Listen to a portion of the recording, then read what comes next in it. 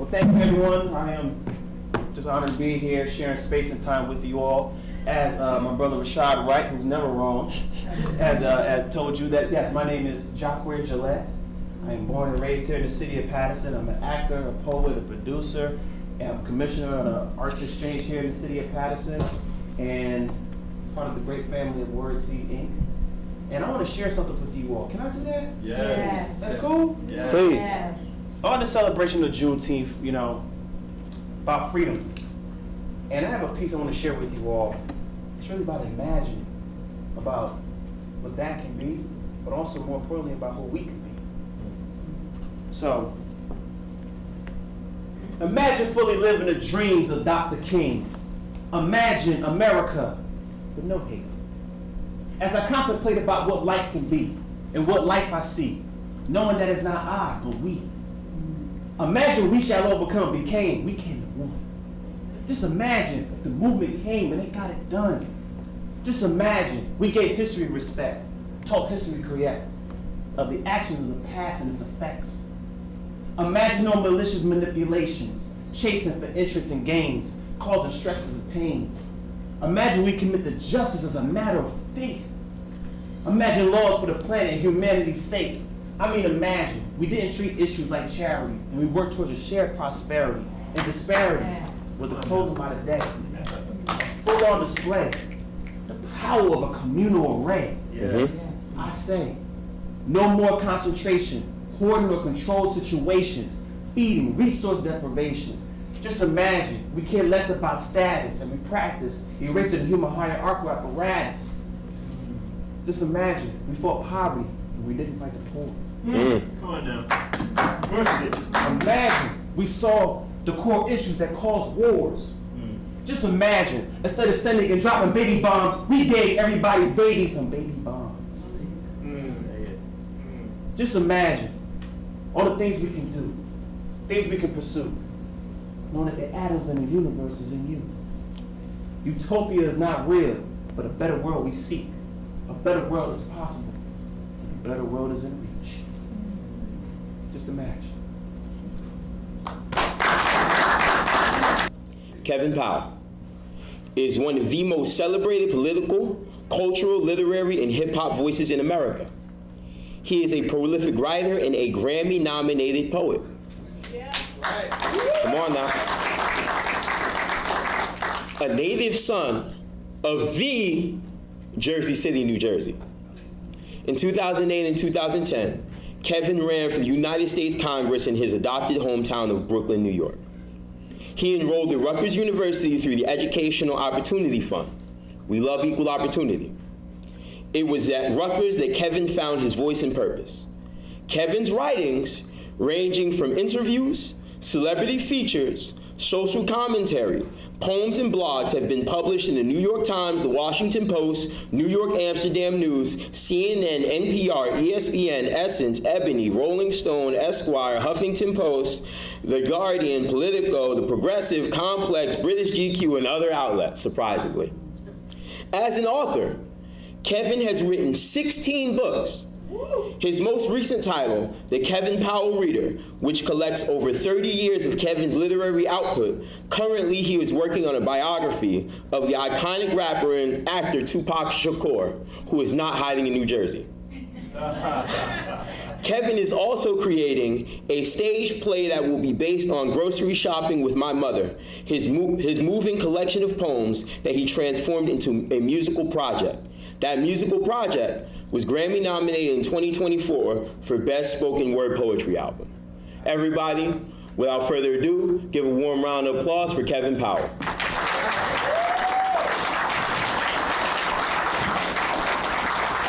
Thank you. Good reading. Thank you. Peace, y'all. How y'all doing? Can I just sit here? All right. First and foremost, I wanted to thank God and the ancestors for this opportunity. Amen and Ashe. And no matter what you believe in or don't believe in, I just hope we can agree that we're part of the human family, you know, and that these are profound times that we are in. And I just, first of all, Brother Corey Flynn, let's give him a round of applause. Thank you, brother. Thank you so much. I want to shout out Brother Benji Wimbley, who I've known for many years, but I just need to give it up as a fellow poet. The poets are phenomenal, are phenomenal, are phenomenal, are phenomenal, are phenomenal, are phenomenal. Wow. I could have just sat here the rest of it. I'm coming back in October, y'all. I follow Wordsy on Instagram, I'm listening closely, you know what I mean? And it's just like, poetry is it, y'all, because poets are the truth tellers. Poets are the truth tellers. And we know the tradition of our African ancestors, griots, storytellers. We are here, and shout out to Patterson Free Public Library, y'all, please. If it's all right, I'm gonna sit down, stand up. I'm not going to do any poetry, I'm just gonna talk a little bit. I want it to be interactive. I've been celebrating Juneteenth every day, because it's about freedom, every day. And I need to acknowledge the library, because this is important to me. I was born and raised in Jersey City, New Jersey, raised by a single mother on welfare, food stamps, government cheese. Y'all remember government cheese? Yes, sir. Yes, and it was good and it lasted a long time. Yes, it did. You know what I mean? And, right, you know what I'm saying, Sister Felicia? That poem about the rich was deep. Wow. Yes, it was. It was deep, yes ma'am. Wow. My mama, from the time I was 2, 3 years old, you gonna go to college, you gonna go to college, you gonna go to college. My mama got an 8th grade education, y'all. But she was freed mentally by something called the Civil Rights, Black Power, Black Liberation Movement. She wasn't an activist. She wasn't involved in any marches, protests whatsoever, but she caught the spirit of what our ancestors did. Y'all with me out there? Anyone who's an elder, Ashe, y'all know what I'm talking about. She caught the spirit of it. My mother literally turned 20 years old on August 28, 1963, which was the day of the March on Washington. They didn't have no phone. My family's from South Carolina usually. Some of y'all know what I'm talking about. I know we got the West Indies in here and down south in here. Shout out to both. Shout out to both. Shout out to both. You know what I mean? And for me, my mama, they were so poor, y'all know what I'm talking about. No radio, no TV, but they heard that black folks were gathering for their freedom, fighting for their freedom in D.C. on August 28, 1963. My mama realized, all right, you know what, because of the racism and the sexism and the classism I had to deal with as a black woman, all three, and brothers, don't forget that sisters have to deal with racism and sexism. Y'all with me out there? It ain't just about the brothers, it's about all of us. My mother understood, you know what, I may not be able to get a high school diploma, but I'm gonna make sure my child, that I'm not forced to raise by myself. When I was born, Brother Rashad Wright in Jersey City, and we might be related, because Wrights are a big part of my family tree in Jersey City. We might be related, we're gonna talk about that. My mama had to call a cab in Jersey City to take her to the hospital so she could give birth to me, by herself. That's how I grew up, y'all. I didn't know nothing about no Juneteenth. I didn't know anything about Malcolm or Martin or Ella Baker, Fannie Hamer. I didn't know that we could be poets. I didn't know about Nikki Giovanni, Sonia Sanchez, and Maria Baraka, who was right from New Jersey. You know what I mean? I didn't know about Paul Robeson. I didn't know about Marcus Garvey. I didn't know about Mary Clark Dunn. I didn't know about the Maroons in Jamaica. I didn't know about the Haitian Rock Revolution, South Passé. You know, I didn't know about any of it. And so when we talk about freedom, when we talk about Juneteenth, I thank my mother because she did the best that she could, or what she had. And little did I know that my mother, when she was saying to me, you go to college, you want to go to college, when I was 2, 3 years old, she was planting the seeds of what was possible. Even though we had no books in our house except the Bible. But Brother Fleming, 2 things happened to me when I was 8 years old that were very significant. I saw my father about 3 times from the time I was born until I was 8 years old. And when I was 8 years old, my father told my mother, he ain't my son. He disowned me. He told my mother, I'm not going to give you a nickel forever again. My mother was devastated. I didn't know what that meant. But I know I would spend many years going forward with this thing we call the fatherhood. We just celebrated Father's Day. Shout out to the fathers out there. Shout out to the black men out there. Because we do know that black fathers exist. And what I had to figure out brothers out there, at some point, my father ain't never coming back, and I gotta be the man and the father I wish he could have been. And when we start getting deeper into this conversation tonight in our history, including slavery, including what slavery did to us. Y'all with me? The other thing happened when I was 8 years old, Brother Fleming, my mama took me to the library. The Greenville Branch Library on Kennedy Boulevard in Jersey City. I grew up in Greenville, the Hill, as we call it, right? My mama took me to the library. My mama just read the newspapers. You know what I mean? Mama ain't read no books. Yep. Rutgers University, where I went to school in New Brunswick, admitted that black people, just like Sister Felicia said in her poetry, black people built Rutgers University. Free labor. Y'all with me out there? So when we get caught up in this stuff about, oh, I ain't never going down south, I'm going to take it back to Malcolm X, as he once said, South is south of the Canadian border. Because New York City, where I've lived for 34 years, besides Charleston, South Carolina, the biggest importers of African people. You know what I mean? You don't think so? Why is there an African burial ground in Lower Manhattan around Wall Street Financial District? We call it the New York Stock Exchange, but what were the first stocks that were exchanged? But if we don't hashtag read, study, travel, and we don't understand that real freedom is being educated, educated, educated. You don't gotta be a book reader, listen to books, you know, or watch stuff, or listen to other stuff. Just digest information. I listen closely to all four poets, because I'm like, they're teaching us. They're teaching us. They're teaching us. Y'all with me out there? Poets are teachers. That's how I started to shift. I don't even know when I first heard the term Juneteenth, y'all. I can't even tell you the truth. You know, I'm not from Texas. I didn't grow up down south. I just know that somewhere in my vocabulary it popped up at some point, probably when I moved over to New York to Brooklyn, because Brooklyn, as y'all know, Brooklyn quietly has the biggest black community in America, about many black folks there. You got West Indian black folks, down south black folks on the continent, black folks in the UK. I said, y'all got black folks in London? Word? I was, you know what I'm saying? I was learning, there's black folks everywhere, right? And my West Indian brothers know what I'm talking about, because they came to the States, they went to Canada, they went to the UK. Am I right? Same thing. Black Americans had an internal immigration going on. West Indians, Africans, immigration. Make sense, y'all? Yep. Who created hip hop? African Americans, West Indians, and Latinx folks in New York City together. Those three groups together. So Juneteenth, I'm gonna pass the mic. Can y'all say pass the mic? Can y'all say pass the mic? Pass the mic. I said what I got to say for now, but for me, Juneteenth is back. It's about freedom of our minds. And I'm gonna fast forward real quick and give y'all the microphone. I started off a long time ago as a youth activist, 18 years old, teenager, a long time ago. This is my life work.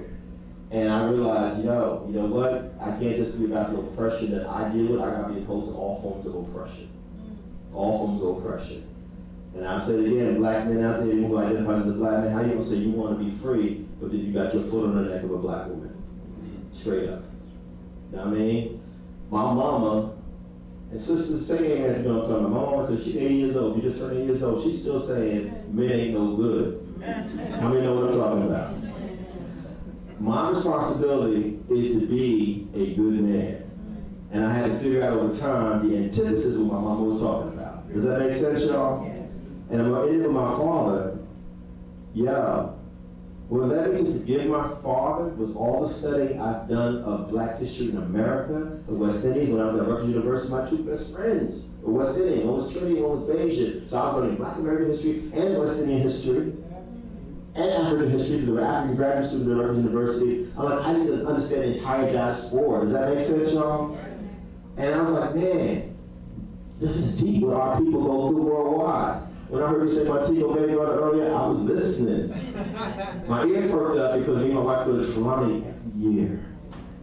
You know what I mean? And we make our pilgrimage to the mountains where the Maroons were, and to Bob Marley's birthplace and where he's resting. And then we passed by Marcus Garvey's house in St. Anne's Bay. Am I right?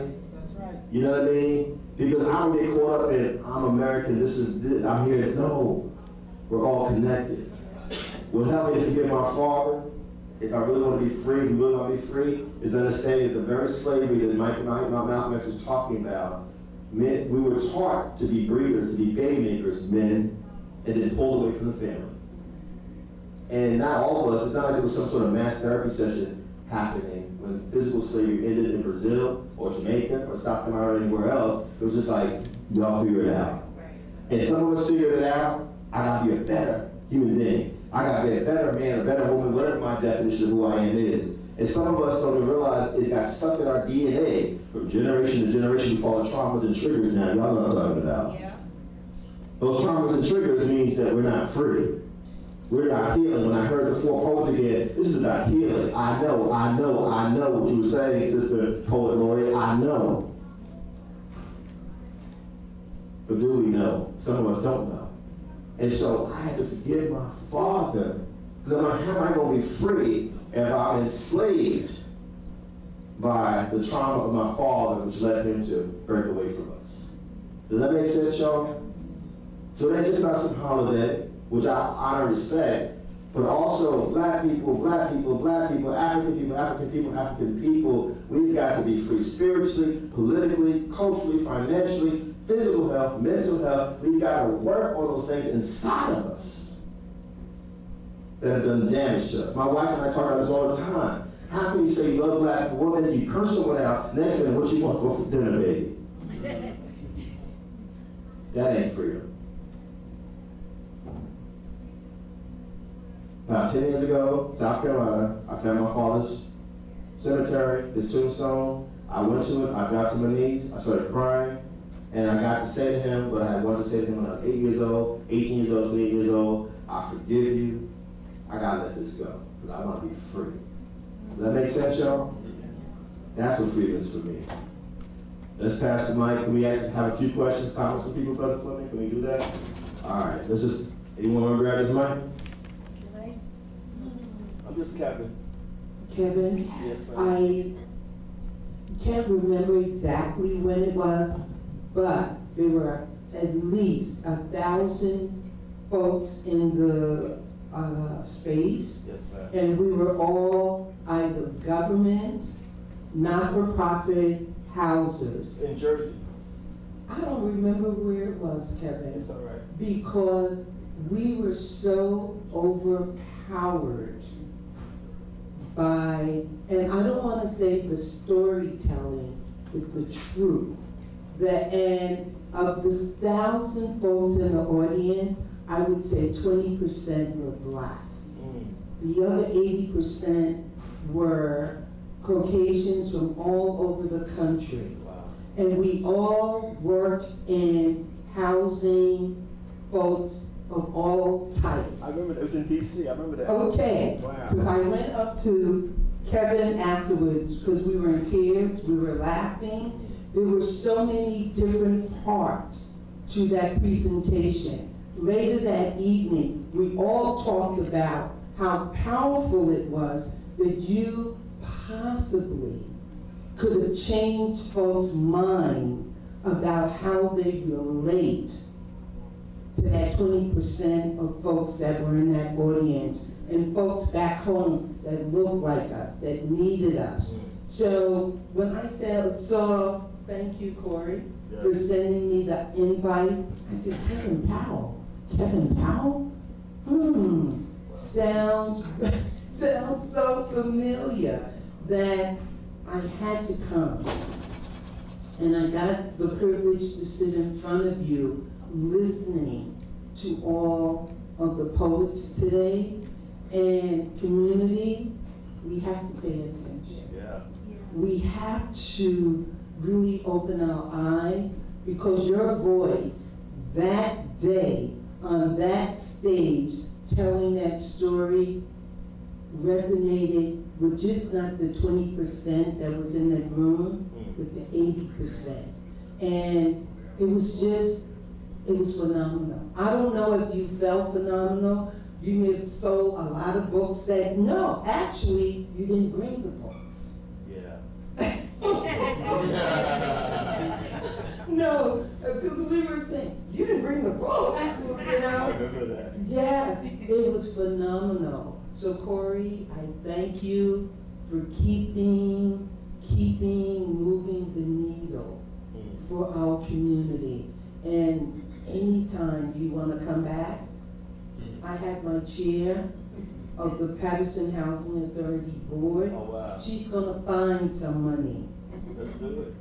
to bring you back. I take EBT cards too. So thank you so much for your time this afternoon. Thank you so much. We're working on more. Thank you so much. I mean, think about it, y'all. Let's get back to the story of Juneteenth. We kind of started with the Emancipation Proclamation in 2 phases. That's 1863. Then June 1865 rolls around, and they just tell black folks in Texas 2 years later, 2.5 years later, oh, by the way, y'all are free. You know what I mean? And what's beautiful about the story of Juneteenth is that black folks figured some things out. We're gonna figure out how to celebrate this thing and honor. No, it's not just Juneteenth. Let's not forget that Memorial Day comes from black folks as well. That wasn't in the history books either. You know, you're talking about folks who actually, when you think about a number of black folks who served in the Civil War, fighting literally for their freedom, you know what I mean? You know, regardless of what y'all may think about war or military, things like that, I have to acknowledge my ancestors who were like, you know what, I'm going to actually fight myself for my freedom. Does that make sense, y'all? And so when you think about all of that and all the stuff that we have gone through, you know, as black people in America, in the West Indies, all over this world, I'm gonna say it again, we are truly a miracle. We are truly a miracle. You know what I mean? It's profound what we have survived and what we still are able to create. The 4 poets, the beautiful poetry that we saw heard here tonight, that's a gift. That's our ancestors moving through us. Y'all with me out there? That's our ancestors moving through us. And so when I think about Juneteenth, it's an opportunity to acknowledge and honor our ancestors, our elders there in the room. I say thank you to the elders. If you're over 60, 70 years old, I say thank you. I say thank you. I say thank you. You know what I mean? I ain't lying to you. My mama be getting on my nerves a lot of times. But she's 80. And I had no idea what she had survived. And so on a simple level, and my friend left a moment ago, but like I'm my mama's caretaker now. And my aunt's caretaker was 78. Because like that's my way of like, I gotta thank you for, I wouldn't exist without you. Does that make sense, y'all? Yeah. Who else wants to talk? Yes, sir. Here you go, sir. Seems to be missing is that the man who don't treat you right is not going to teach you right. I'm 65 years old, and I remember Mr. Farrakhan says I can really read. You mentioned Malcolm. That's down to Elijah Muhammad. That's down to Elijah Muhammad. A Greek letter, Divine 9. At my age, I'm still finding out how vicious the European community is. I don't blame a little Jewish boy for what is going on in Israel. But it's sad, man. I mean, it's hard to come out here to even go shopping. They have to eat. What is going on in this country is just wrong. In one community, you have the books, they're beautiful. But they own those book houses. So everything that's been going on in our community is by design. I will not allow no one to come before me and ask certain things, what to do. No, it's by design. You caught it. A few other brothers caught it. Whether in Morehouse, this year I saw more brothers graduating from college than any other time. And as they came across the stage, obviously would do certain moves, let you know what breathed in. But our culture is so strong to even now when they stole, they still steal. But if you want to write about something about it, write about and try to find out for our young generation who see this war, why do a certain community act the way they act towards others? Why is it that we're still fighting with all that we've built? And I gotta hear a word about the rich to make me feel good. Why is it like that? And the key today is, how long do community think it's gonna go on? May I ask you a question, sir? Of course, brother. And it's not for it's not for ego gratification, anything like that. I want to make that very clear. I believe in humility 100%. But have you actually ever read any of my 16 books, cover to cover? No, that's why I came here. I Okay. never, I So, saw may I your face. respond? Your face is what I saw. I never knew your name, brother. Okay. Moss number 80, Plainfield, New Jersey. That was me back in the day. You know what I'm saying? So it's important to know or research folks. Yes, sir. You know what I mean? Because everything you said, we actually agree. You don't actually agree. It's actually documented in that book and the other 15 books, including the poetry books. I'm the spirit of these poets here. You know what I mean? Which is question everything. But I also think that we all have the right to believe what we want to believe, right?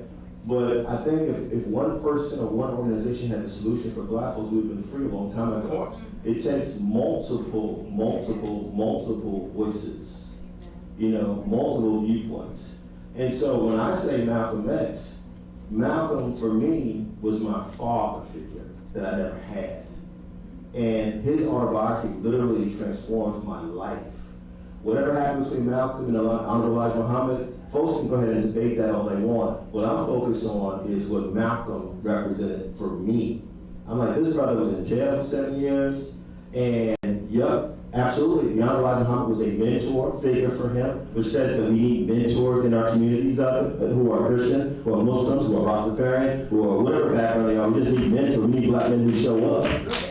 When I saw the film version of Malcolm X, Spike Lee's film, you know what the most poignant scene for me was in the film, brother, that I still cry about every time I see that scene? Is when Malcolm was about to meet the Honorable Elijah Muhammad, he contorts his body. And a thank you. And the tear comes down Denzel's eye as he says to Honorable Elijah Muhammad, thank you for saving my life. I'm with proclamations and all of that, but what I'm also with, after 40 years of being an activist, brother, what are the solutions? That's the key. What are we going to do? And I'm going to say it again, I think there's 6 areas, y'all may not have heard me earlier, where I think black folks need to think about real freedom. Spiritually, which is different than organized religion. Anybody can be religious. I've been a Christian and a Muslim in my lifetime. I'm a Christian again, but it's a Liberation Theology church I go to. You know what I mean? Politically ain't just voting, y'all. That's one of the tools, but it means being aware of what's going on. Hashtag read, study, travel. Being able to connect the dots between Jamaica and South Carolina. You feel what I'm saying? Culturally, we ain't NIGGAs. If y'all really listen to the data we're back and forth between Kendrick Lamar and Drake, Come on. not a hype of it, not a sensationalism, ooh, did you hear what he said? Ooh, did you hear what he said? But if you actually listen to Kendrick, he was talking about how do we reclaim our culture? You know what I mean? How do we reclaim our culture? How do we get back to Bob Marley and Nina Simone and Fela Kuti and Stevie Wonder and Aretha Franklin, where there's a diversity of voices? You feel what I'm saying? If you don't like Nina Simone, you like Aretha Franklin or Shaka Khan or Gladys Knight. You don't like Marvin Gaye, you got Stevie Wonder or Al Green. You know, how is it that we can reduce culturally over the last 25 years? Here we are, we just celebrated hip hop 50 years ago, brother. What am I concerned about? Solution is like, how do we go from being Africans to NIGGAs? I'm very clear, I'm not a Greek. I belong to a Greek-led organization. I'm an African. I'm very clear, I'm an African. I'm an African. And one reason why I pledge the fraternity that I belong to is because if you look at my fraternity, the symbols that we use are actually African-based, the alphas. I can't speak for anybody else, but I know what we represent. You know what I mean? Because they were created during the Pan-Africanist movement of the early 1900s. And so when I say solutions, you know, like, what is it we're gonna do? What are we gonna do financially? Me and my wife are very simple about it. Let's just do it. My mom was 80 years old, she has no debt.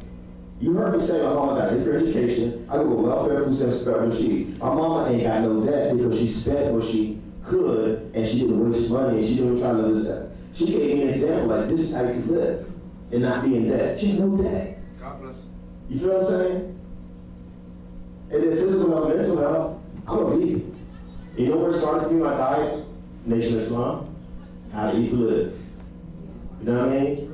You know, I remember the first time someone said, don't eat on pork. I thought they was out of their minds. I'm like, man, I grew up on pig's feet, and the bacon was good. And when I got to Rutgers in New Brunswick, they was a milk card. You go, I said, I can eat as much bacon as I want. They said, yeah. I said, word. And it was Muslim brothers like, brother, you don't know what you're eating. I was like, well, I don't know what I'm eating, but it really is good. But over time, what they were saying, the Muslims, what you put in your body, are you treating your body as a masjid, a mosque, a church, a synagogue, a temple, or are you treating your body like a garbage can?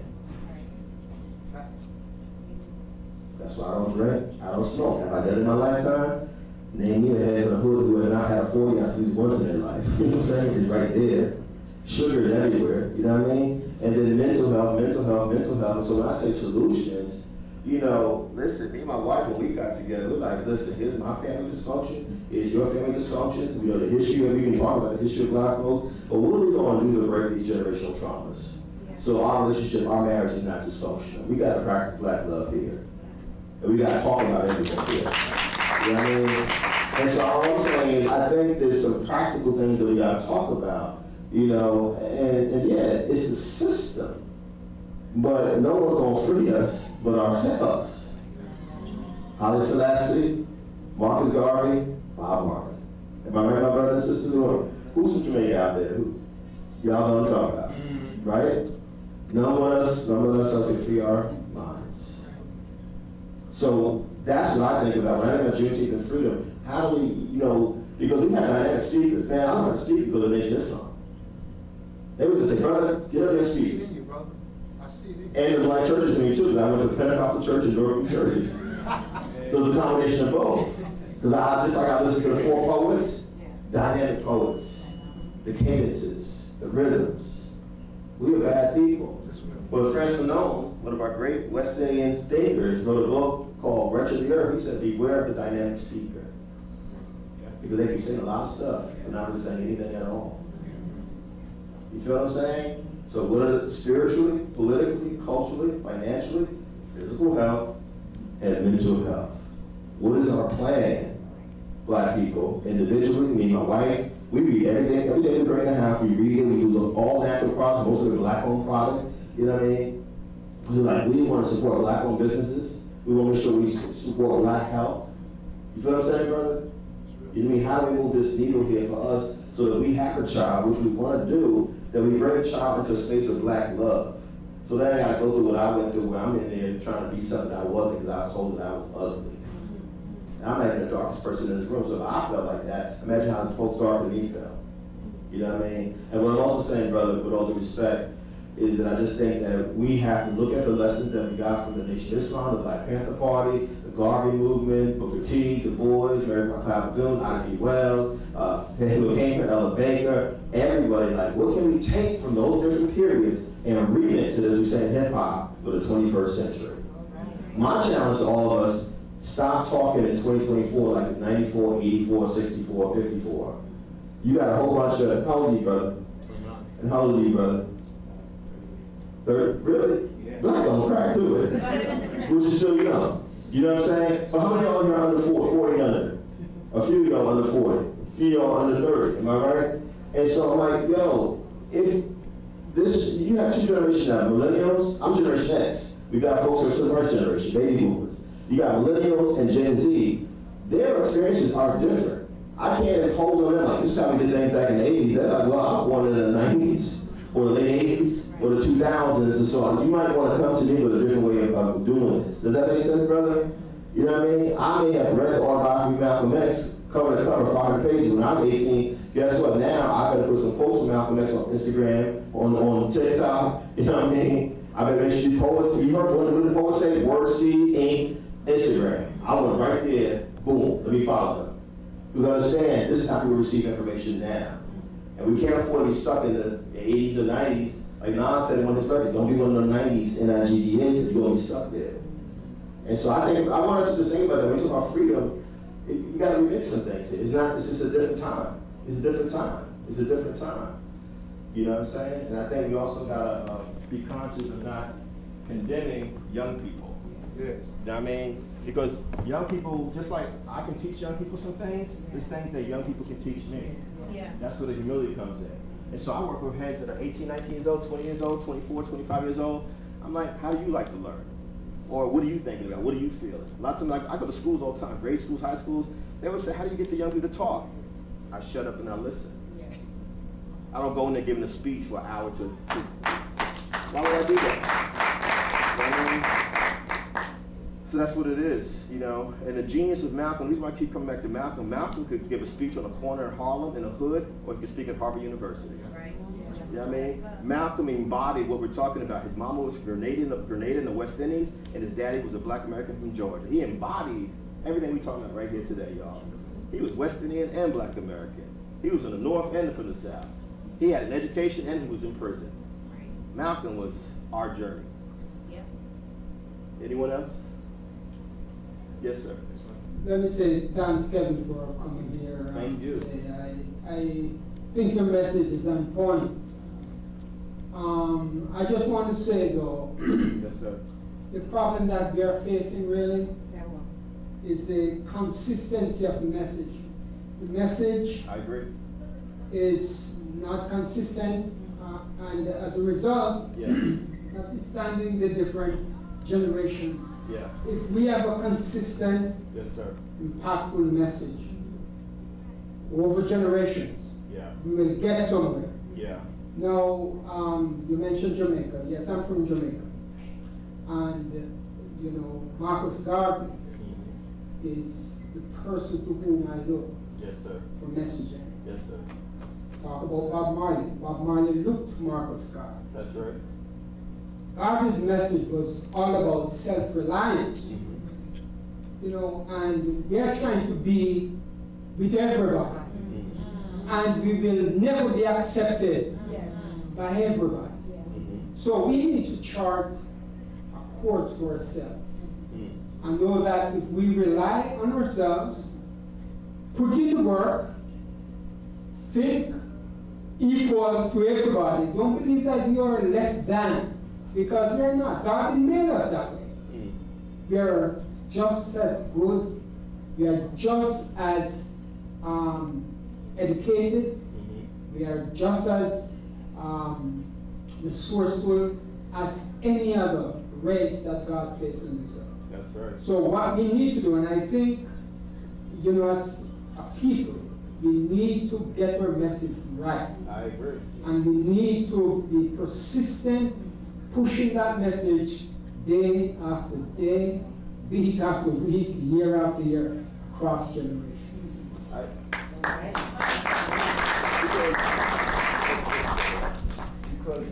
My brother, Muslim brother, say your name, brother Victor. He said it. And your name, sir? Errol. Brother Arrow. Brother Victor said it.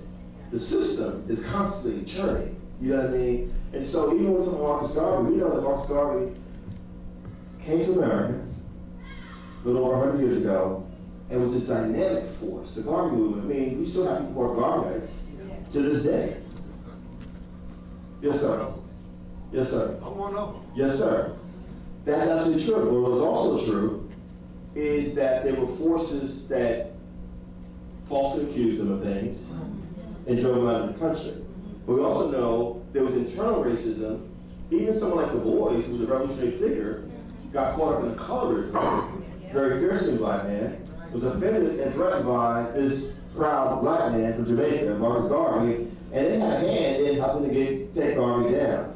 And so when you say messaging, I actually agree with that. I feel like part of the messaging has to be, and poets, forgive me for a second, I can't remember the poem, but I just wrote a poem a couple months ago called For Black People. The first couple lines, no black love, forgive me for a second. Black self-love, then we get black love. Black love, we get black family. Black family, we get black community. Black community, we get black possibility. It's like it goes through all those different things. And what I'm getting at, part of the messaging that I feel like has been escaping us is black self-love. Black self-love. And honestly, if you listen to Garvey, he was saying, of you mighty race, you will accomplish what you will. You know what I mean? Or, flip it to 21st century, Kendrick Lamar, we gonna be all right. We gonna be all right. We gonna be all right. All my life, I had to fight. He took that from The Color Purple and brought it to a hip hop song. Y'all feel I'm going with this? And so that's messaging. But it's not been consistent because what's been dominant is the stuff that's been telling us that we're nothing, that we're ugly, etc. I think we have to have an analysis. Wait a minute, how do we go from the diversity of voices in hip hop? Listen, when Brother Wright introduced me, my next book is about Tupac Shakur. I did 4 cover stories of Tupac Shakur when he 3 released a lot for Vibe magazine, including one in prison, right? And then I was engaged when Tupac died. Who's Tupac's mama? Fannie Shakur, Black Panther Party member. Look at his name, Tupac Amaru Shakur. Revolutionary figure, Tupac Amaru Shakur. Where was he from? Peru. Y'all got Peruvian community right here in Madison. You know where I'm going with this? But Tupac said something interesting to me when he was alive. Dad, I wanted my music to be on message.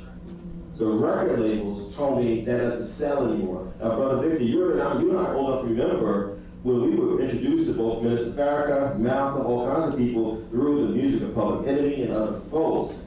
Someone was like, oh no, we're gonna get rid of that. And what was exactly what we're gonna play up.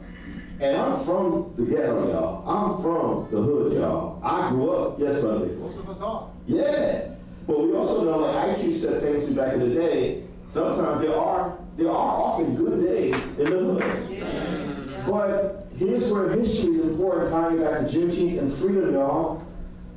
When our people were enslaved, let's sort of say the argument 1619, 1865, which is 246 years. We know black folks were here before 1619, if we read. We're going to do 1619. In the 1830s, 1820s, they created something called the minstrel show. Black people are ugly, dangerous, violent, immoral, ignorant. And the minstrel show, blackface, a brother with a face as beautiful as this, or you, told that they are ugly. Everyone in this room is beautiful and handsome. Y'all with me? The minstrel show told us that we are ugly. And it reduced our definition of blackness down to, right? The minstrel show was the #1 entertainment in America from the 1800s through the golden era, quote unquote, Hollywood into 1940s, 1950s. Y'all will be out there. And then we get to the 1970s. I interviewed years ago a brother named Melvin Van Peebles. He made a film called Super Super Badass Song. Melvin Van Peebles had to leave America, go to France, because the Hollywood said, no, we don't, black people can't make no movies, y'all ain't qualified to do that. He made movies over there, and he came back. He made, forget whatever critique you might have of the movie, his whole point of making a movie is, I want to see black people as heroes. I want to see black people win. Y'all with me out there? What's the great film for Jamaica with Jimmy Clifford back in the day? The Hard? Same concept, am I right? The same concept. Black exploitation film era kicks in, most of the films we see, we gangsters and thugs. And the homosexualization of black men and black women. I love those movies. I love Lisa Pam Grier. I love The Mac. I love Superfly. But when you get a steady diet of the same thing over and over again, am I right, Brother Victor? Am I right, Brother Harold? Yeah.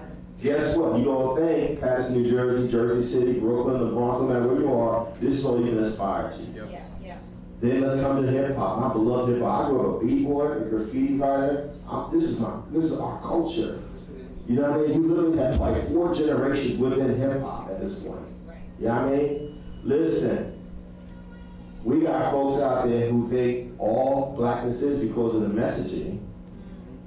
Take drugs, sell drugs, swing from poles. Even though I support sex workers, I understand other economic challenges that our community go through. Man, listen, I can't believe cracker people, they had to do it, I get it. But when that's the dominant thing that you see over and over again, I don't see anyone who looks like the 4 poets, hardly ever, unless I have to go to a poetry reading. Or I gotta follow them on social media. Does that make sense, y'all? So the same thing is happening with the messaging. It's intentional. It's intentional. And then if you go to a school system like I did, back to educational malpractice, where you're learning nothing about Juneteenth, nothing about black history, nothing about the Maroons, nothing about the Haitian rebels, nothing about nothing, you're gonna really believe that all you can aspire to be is a rapper, a stripper, a ball player, or some form of a hustler. Feel what I'm saying? So Brother Arrow's actually right. What's the messaging? But then also, who are the people giving the message? Which is why I go to grade schools and high schools on a regular basis. Not just colleges and corporations. We gotta reach heads when they're young. So they can see something else is possible. You know what I mean? And I don't want to look at it as some overwhelming system. I'm like, well, black folks, we just need to, y'all are banning black books. They're erasing black history. So clearly what's happening, we have to make a commitment to teaching each other. Now, where the message has to shift to me.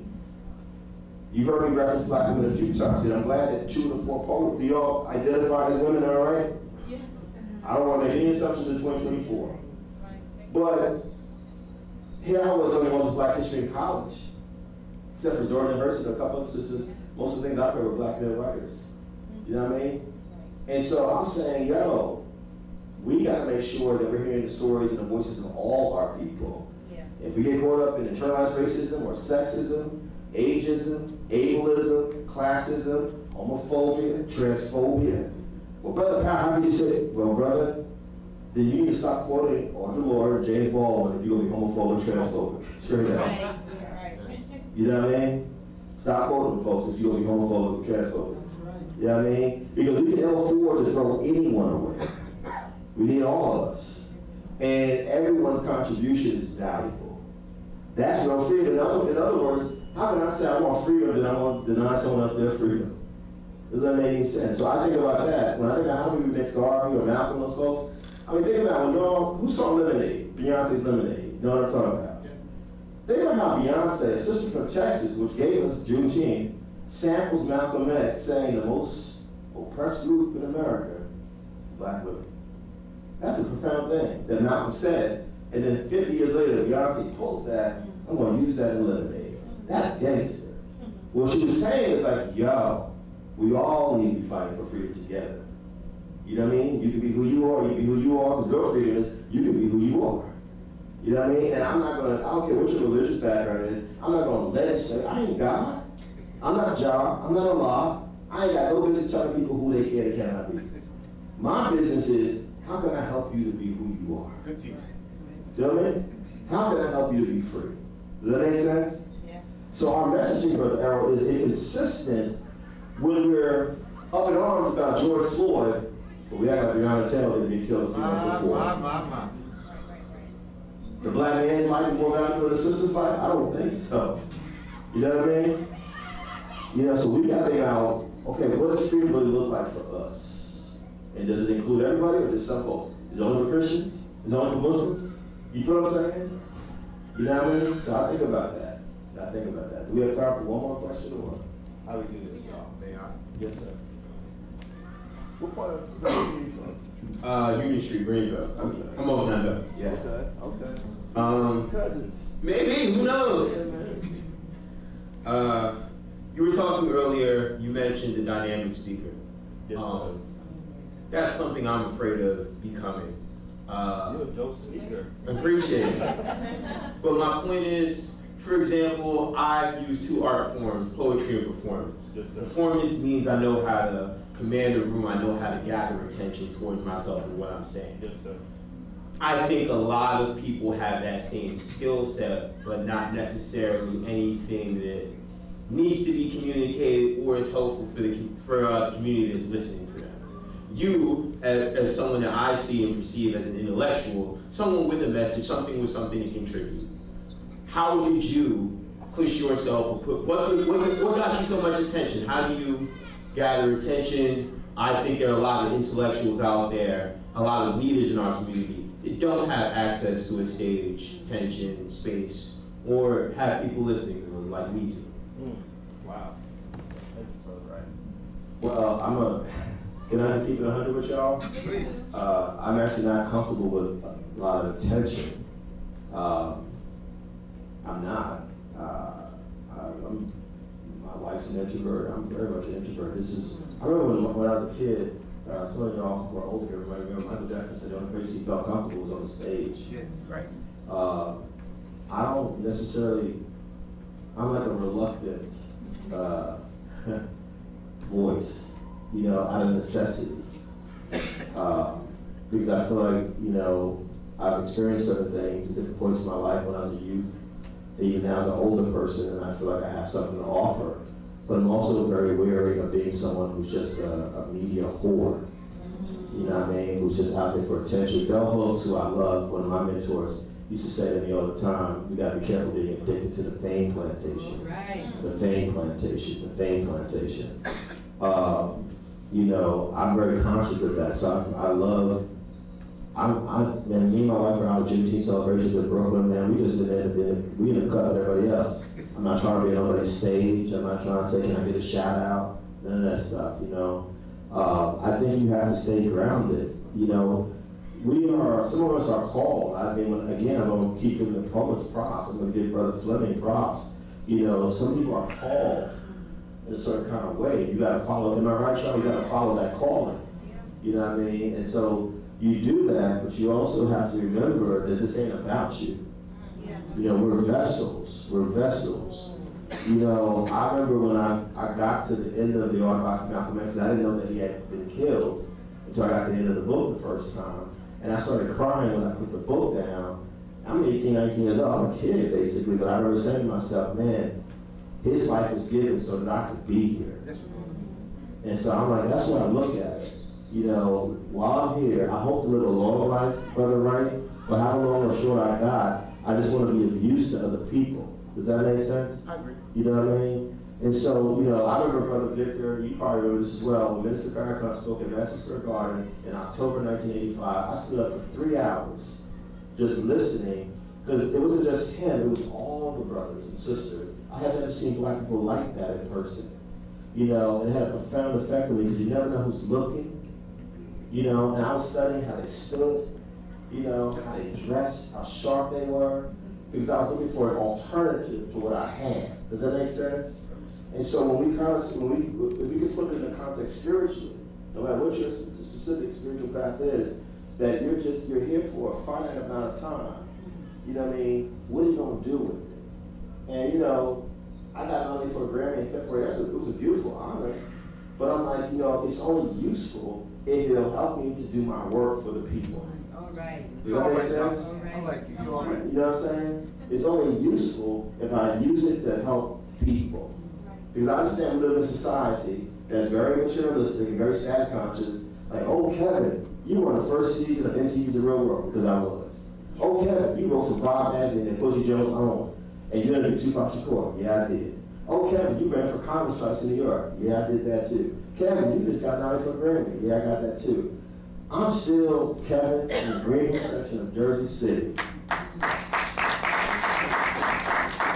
who sometimes struggles with depression, sadness. Can I rephrase my question? Yeah. Good friend of mine taught me how to write poetry. Okay. Beautiful, amazing, powerful performer. Yeah. Victim of gun violence, survived, still hits those stages, still shares her word. She wasn't named the Poet Laureate of Jersey City. She wasn't some Grand Slam champion. She wasn't given all of the access that I was given. Right. I think she deserves it.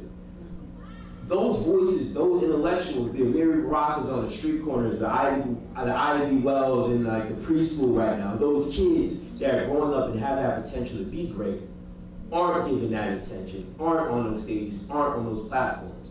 What do you have to say to those people that deserve to be heard and aren't being heard? Is there something that we should be doing to make sure that happens? Yep. You know? Kevin Powell would not be sitting here. Kevin Powell Kevin Powell would not be sitting here if it wasn't for Bell Hooks, Audre Lorde, Greg Tate, Harry Allen, Lisa Kennedy, Lisa Jones, Carol Cooper, Barry Michael Cooper. Some of y'all know some of the names I just said. Some of those names you don't know who they are. They all were dynamic writers or are dynamic writers. My responsibility is to remember I didn't get here by myself. It's us. I think, brother, you said in your book, the community. If someone says to me, Brother Kevin, how'd you get here? Well, Mosque number 80, Plainfield, New Jersey, and Reverend Skinner's Church in Newark, New Jersey, and Shirley Powell, my mama, in Jersey City, New Jersey. Does that make sense? I have to acknowledge people. And so, something Dr. King said, brother, this is going to answer your question. At the end of his life, he gave a speech for the Vietnam War. Y'all should check out the speech, A Time for Science. There's a Time for Science. He says that speech made a radical revolution of values. My value system is African. My value system is African. My value system is African. My value system is African. What does that mean? If y'all have not noticed tonight, I've shouted out brothers and sisters in the West Indies. I've shouted out black folks down south. I've shouted out African folks. I've thrown out names of people. Because I'm like, the Eurocentric value system is me. That ain't freedom. The African value system is us. It was one of the first things I did when I got up here. I thank God and the ancestors, and I acknowledge the poets, and Brother Fleming. I don't go anywhere without acknowledging the people and the elders. You feel what I'm saying? And so how do you do it? You just do it. You know, Toni Morrison used to said famously, if you see something out there that hasn't happened, you just gotta go create it. You know what I mean? And so you gotta do it, and I gotta do it. You know, I'm gonna remember the poets' names here. You feel what I'm saying? I'm like, man, we need to, in Patterson, October, God, locked in my brain. You feel what I'm saying? We gotta be the amplifiers. If black folks, when we were enslaved, there was no TikTok, no Instagram, no Facebook. Y'all feel me? There was nothing. But if the Maroons did their thing in Jamaica, and Haitians did their thing in Haiti, and then you have people like, you know, rebelling in Virginia, for example, how do they know about this if there was no internet? You know, and how did black folks escape from slavery? Because they used their hair sometimes, and they would carve into the hair, or the way they braided the hair, maps on how you get from there to here. Y'all feel me for a second? And so they use their voices in different ways. It's in our songs. You know, we sing different, every voice is same, but we need to go back and really listen to the lyrics of Swing Low, Sweet Cherry. What would they really say? Those are freedom songs. Those are freedom songs. Those are freedom songs. And so I think that even, man, when we were at Juneteenth, you know, like at a party, big party in Brooklyn on Sunday, they played Kendrick Lamar, They Not Like Us, 2 or 3 times. Now, on the surface, it's a diss record about Drake.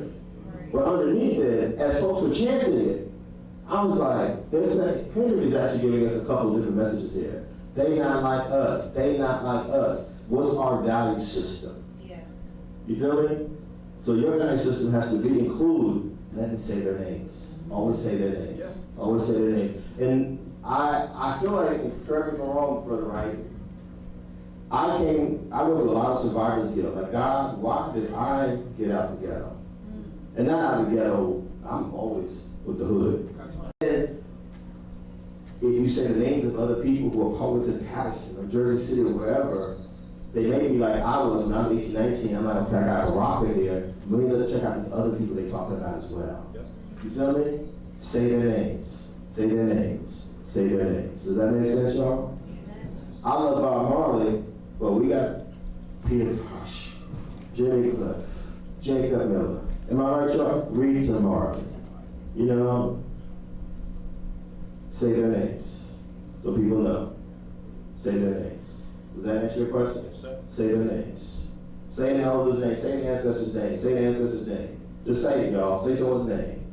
Lordy Powell, that's my grandmother. Say someone's name, y'all. Yes. Wow. Say their names. That's your freedom right there. In their lives, in their curry chicken or their fried chicken, you know, in their ackee and codfish, you know what I mean? Or their sweet potatoes or yams is freedom. Am I right, y'all? Brother, the first time I had a bean pie, I was like, oh, I was rocking sweet potato pie, but I was rocking this bean pie too. That's my freedom right there. Say their names. I love y'all. I love y'all. I love y'all. I love y'all. Appreciate y'all.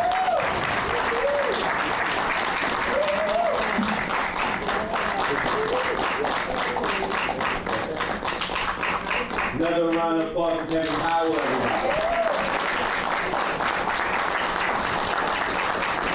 Another way to start off this meeting. Yeah, exactly. Yeah. Can we give a round of applause for everyone in this room? Yeah. Yeah. This is an intimate experience that you only had because you had the agency to decide to leave the room and be here right now. This happened because of you. Let's hope and push other people to keep making the same decisions you all made. I'd like to just quickly say, a mentor of mine taught me this saying. It's called In Lakesh. I am me because we are us. Yes, sir. I am myself because of the community you are. Same for everyone. Like I was saying, my name's Rashad, and my name is actually Arabic. It means someone who is always on the right path, and that's funny because I'm known for taking more wrong turns than white college students in horror movies. I'm the oldest of 3, so at one point, there were 2 little girls, and they looked just like me, and they had to sit through all my TV shows, so they knew all 152 Pokemon before they knew the alphabet that had the last letter. I can run 2 miles in 12 minutes. I can swim a whole lap in a single chewed up breath, And if you give me a bicycle, I can convince a car that was moving at the speed of a skateboard. I don't believe in capital letters. I believe in equal opportunity. I'm pretty sure Tupac is alive and hiding in New Jersey. And I'll never shower before getting into a pool. Pretty sure it defeats the purpose. I'm my mother's son, so whenever I rise, it's always her shine in my eyes, and she raised my voice Christian. So all these poems have at least one amen in it. Can I get an amen? Amen. Because back in the days, I believed in God. Amen. And then I started believing in myself. Nowadays, I dream so big, I can try believing in both at the same time. Yes, sir. I'm like, kind of allergic to nuts. I wear dog tags. I act like it's a rosary. I know my right side. I don't know my left. I've done more sports than states I've been to. I fight hard and love hard enough to break my own heart in half. I'm ex-National Guard. So I was part-time soldier, full-time, pissed off. I fired more bullets than hands I shook. I had so many guns in my mouth. I could spit out full clips when I love someone. Trust, I hold them with a full grip, and I am bad at lying. And on most days, I'm even worse at dealing with the truth. And the truth is, I feel like a car accident that keeps waking up in the morning, and all of this morning is never done, no matter how many yesterdays I've had. I'm good in so many things, and can do it all with an entire family tree tied behind my back, and still feel like a really small fish spread out to feed an entire table I can have skinned, made out of gold, and still confuse it for a pile of rust. I'm a dragon in the knowledge of my own flame. My voice is a fairy tale I'm still learning how to believe in. I hate talking about myself, but I'm really good at the things I hate. And sometimes I'm so hard on myself that tomorrow always feels like a miracle sent to the wrong address. I mean, we all heard the saying, practice makes perfect, and I've had to practice being this broken for so long, you couldn't fix me even if you tried, but I still try, and I try, and I try, and I try, and I try. Yes. Come on, brother. But all that aside, my name's Rashad, and y'all have no idea how nice it is to meet you all. This is called I Belong at the Ritz. Because y'all know we built this country, right? We did, us brown folks, that was us, yeah, we did it. I belong at the Ritz with its fancy curtains and keyless entry. I belong there. So do you, and especially you, we belong at the Ritz. Crisp, clean, white sheets, not with face holes cut out, but unbothered, creaseless, divine even. I like my sheets without holes in them. The Ritz-Carlton, the brochure says the gold standard for luxury experiences, an unwavering commitment to service. The police say they serve too. So when I walk by the Ritz, they ask me if I'm lost. I belong there, I belong here, on this stolen land. Not more than the Lenape people. This land is their land. From California to the New York Island. They belong at the Ritz for real. With its fancy hotel smell, as if the hoods and ghettos of America don't have a fancy story of their own to tell. With potholed streets, stripped bare of dignity by underfunding the arts and overpaying police. While criticizing the educators, politicians suck dry of integrity, devilish corporate greed, using COVID to justify inflated dreams. Tax breaks for outsiders to overdevelop by any means, raise the rents to heights unseen. The caucasity of these travesties. But as for me, I belong at the Ritz. With my click-clack clogs and breathtaking beach breeze, but the doorman keeps staring at me. He wonders if I'm in the place I should be. I tell him I am. This is my hotel. My people are free. I have a room key and everything. Sometimes you gotta stand against the giant you see, or be relegated to inferiority, then subjugated as the enemy. But it's the Ritz-Carlton, baby. Not mama's baby, sickly swaddled between the slacks of the shack out back, while the white baby suckled magic gold dust from her rack. No, not mama's baby, but it's the Ritz, and I belong here with all its splendor and mine, and all its history and mine, and all its amenities. I have quality extras too.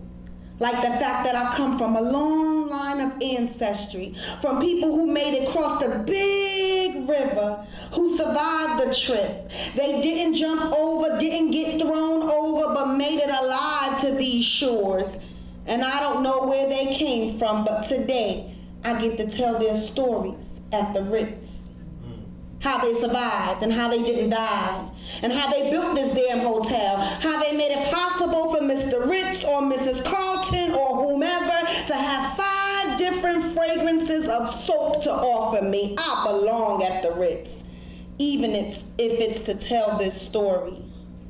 I belong at the Ritz because the pool is always open, the exercise machines are always clean, pinky finger Danishes washed down with rich, smooth coffee for free, or maybe not. Because after forced labor was suspended permanently, people that look like me finally got a chance to chase the American dream. While the Ritz and the Carlton families already had the jump on generational wealth before me, and before my ancestry that were born before me, that came to this land before me, and before every other person whose sweat built wealth for this country. So now when I stroll up to the Ritz and the doorman opens the door for me, I walk in like I belong there, like I built the place, like I cultivated the land underneath. I yell down the hall just to hear my echo, but instead I hear my ancestry, who force-cooked recipes, even though they first cooked them in a faraway land, and before that got those recipes from their ancestry in that same faraway land, and now they're being cooked in the kitchen at the Ritz. Some salt, a little pepper, a dash of dignity, a pint of pride, mixed Martin and a pot of Panthers, then turned the heat up to hell no. Like my ancestors wouldn't set the city on fire for me to have all the things ever took from them. I ignored the lady walking out with the poodle in her arms and with the chauffeur driver not far behind. She doesn't look my way in the lobby. Her nose is stuck in the air, and she's not great. She's not aging gracefully like me anyway, so I don't really care. I place my card onto the desk. I say, my room, please. It takes a bit for her to find me, so I have time to look around the paint, the architecture, the marble, the annoyed family of 5 waiting behind me. They don't look like me. Maybe they're in a hurry. Maybe they traveled 500 miles to catch up to me. Maybe they're tired because every time they turn on the TV, another heist of their culture, another blow to their progress, another dismissal of their history, another bullet to their humanity, and a whole bunch of self-inflicted injuries. No need for me to stare too long at them. Because remember, I was building the Ritz while they were building for their heirs. And I belong at the Ritz.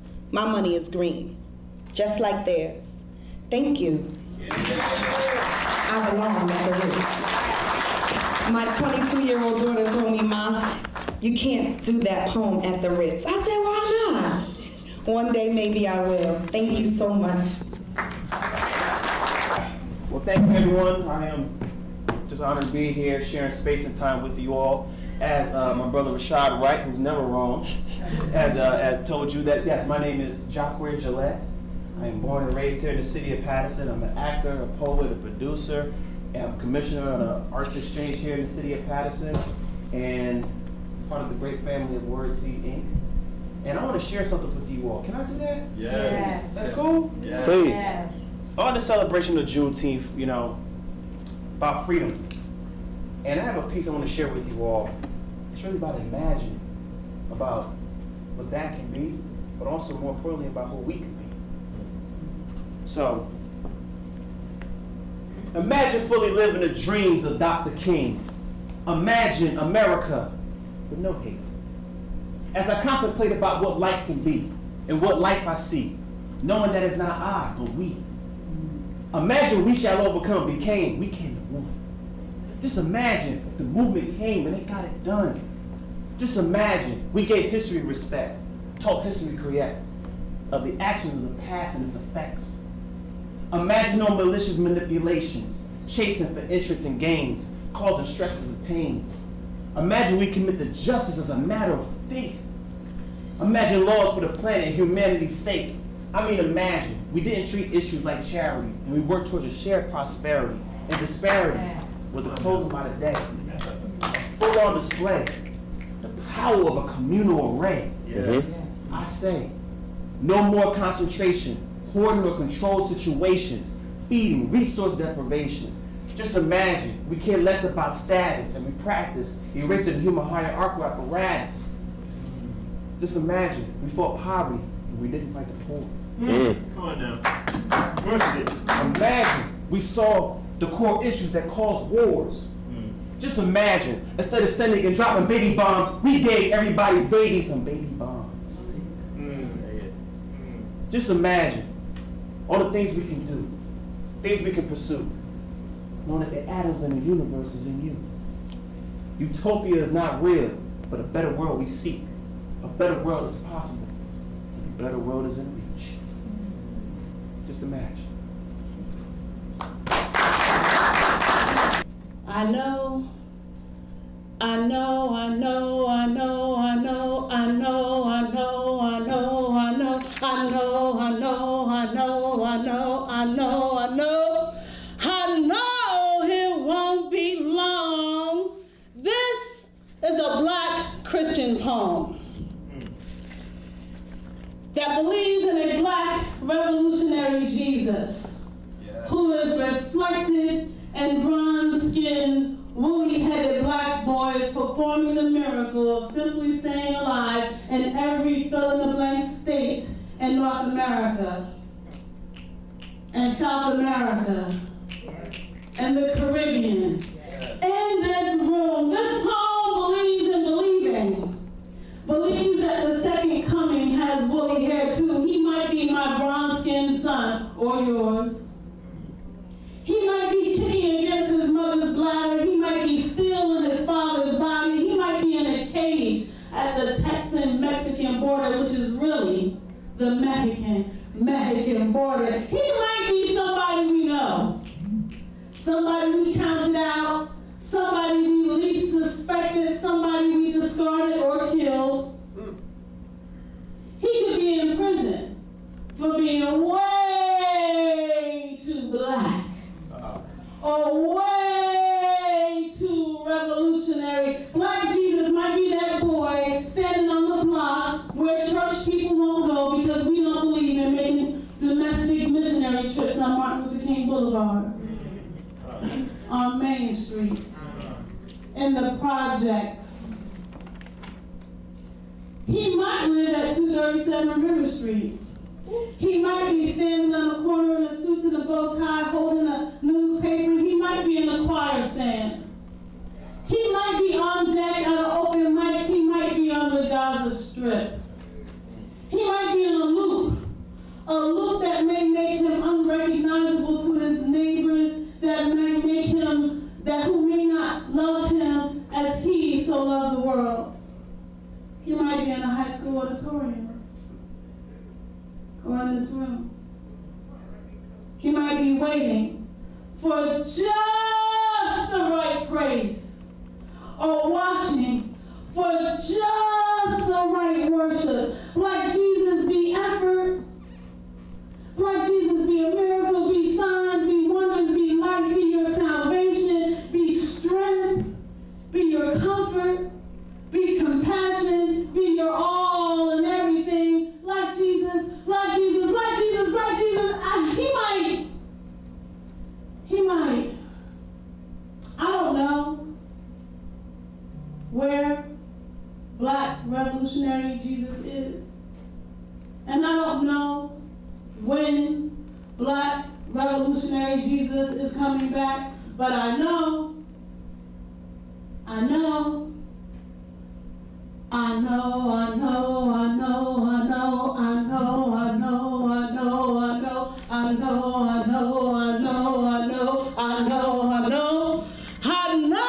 it won't be long. Partners, Mercy Inc., thank you guys very much. I want to acknowledge the Vice President of the Patterson Library Board. So, Kevin already knows that we're going to be bringing him back. Oh, thank you. You know, we already had a conversation on another project, so I might team up. I might team up with the Patterson Housing Authority, right? Because Executive Director Ora Gormington, Commissioner Alford, Paul Alford. I want to thank my team, a lot of staff at the library who helped us set up today, and also that represented us on the Juneteenth celebration this weekend. And on behalf of the Patterson Free Public Library, everybody in attendance is going to get a copy of the book. Free. So a copy of the book, and we're going to take a picture with the So what we're trying to do with Patterson is a little bit different. We're going to continue to move. We're going to continue to move in that direction. Things are going to be different. Things are going to be outside the box, but we're not going to stop. And so I want to thank you guys, man. I hope you had a good time tonight. Just Miss Crystal. Same here. Oh, this is Rashad's book. Thank you. And you're from Patterson, Ridge? I work for Corby Oh, Library. cool. Oh, cool. Thank y'all for having me so much. I didn't even mention the Cheetah Club, my Cheetah Club days. Yes, honey. Good time at the Cheetah Club. Oh my God.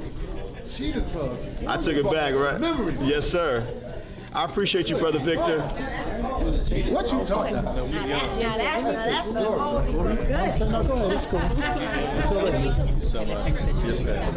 I'm just gonna put these chairs in there all the time. Is it? I'm sorry, ma'am. No, you. Which camera? Oh. Okay. 1, 2, and 3. So, is the Cheetah Club still here? No. Is the building still here? The building's still there. It's still there? Yes. What's there now? Nothing. Nothing? Empty. Wow. It's empty. Wow. You know that was That's late 80s. That's the 80s. Yes. I was house music time. Man, I had a good time at the Cheetah Club. yes. Oh my me God. too. That was years ago. Yes, sir. But I'm Kevin, sir. my name's Harold Williams. Mr. Williams, pleasure to meet you, sir. Yes, sir. You want a book? Yeah, I would love a book. Harold. Yes, Harold Anthony Williams. Right? Harold Anthony Williams. Yes, sir. But And you're a native of here as well? yes, I'm from Patterson. Pleasure to meet you. What high school? I went to Eastside. So East Side's in the building? Patterson East Side's in the building? Any passing capsule? Yeah! Is there Kennedy here too? Is there Kennedy High School? Yes. That's right. I ran tracks. I remember all your schools from Patterson. Yeah.